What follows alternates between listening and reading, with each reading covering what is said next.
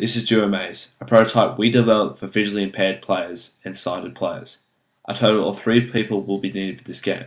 2 people will be participating in the game, taking turns at being the guide and guiding themselves and their follower through the maze as fast as possible.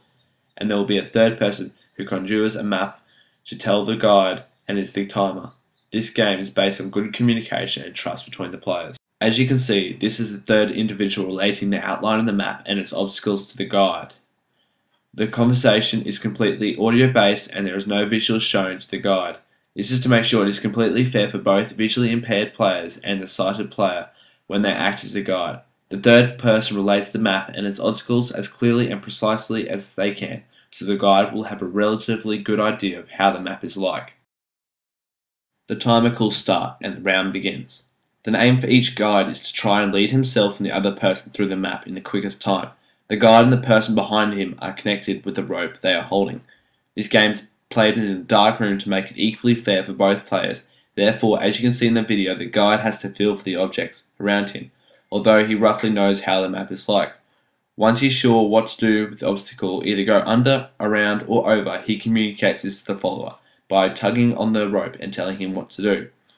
As you can see, the first obstacle requires him to go under it. As the guide is trying to obtain the quickest time to be the winner, he helps the person behind him out by telling him how much to bend down. Here you can see the guide measuring how big the obstacle is from the ground, so he knows how to cross over it. They then have to cross over another obstacle at the end to finish the maze. Here you can also see the guide saying how high the obstacle is to cross over. When they get to the end of the maze, the timer calls stop and stops the time.